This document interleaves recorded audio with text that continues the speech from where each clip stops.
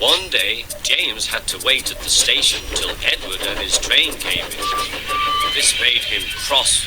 Late again? Edward laughed, and James fumed away.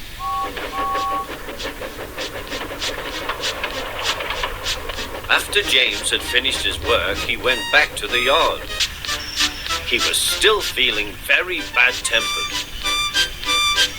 Edward is impossible, he grumbled to the others. He clanks about like a lot of old iron, and he is so slow he makes us wait. Thomas and Percy were indignant. Old iron? Slow? Why, Edward could beat you in a race any day. Really? Said James. I should like to see him do it.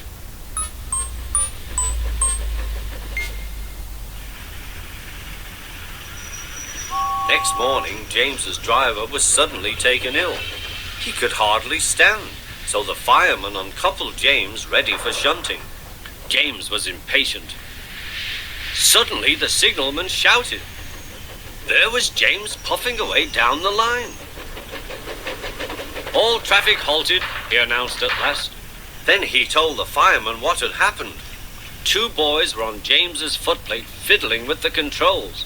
Phew! They tumbled off and ran when James started.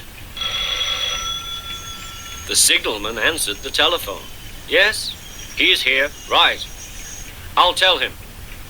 The inspector's coming at once.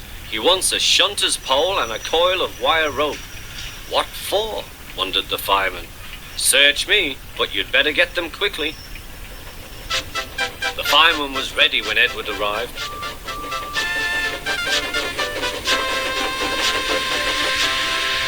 The inspector saw the pole and the rope. Good man, jump in. We'll catch him, puffed Edward. James was laughing.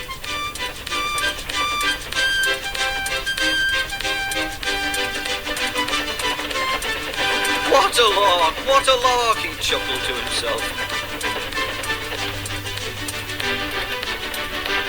Suddenly he was going faster and faster. He realized that he had no driver. What shall I do? I can't stop. Help! Help! We're coming, called Edward.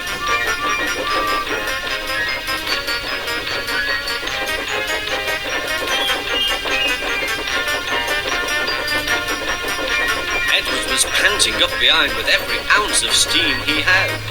At last he caught up with James.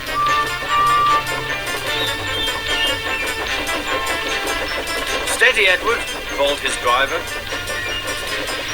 The inspector stood on Edward's front, holding a noose of rope in the crook of the shunter's pole. He was trying to slip it over James's buffer. The engine swayed and lurched. At last! Got him! He shouted. He pulled the noose tight.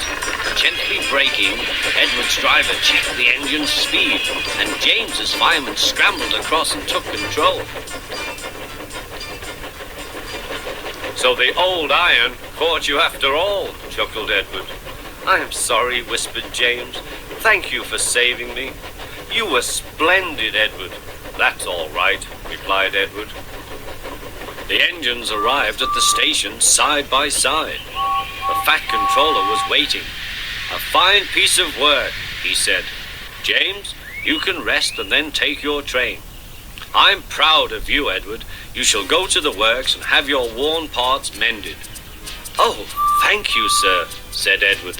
It'll be lovely not to clank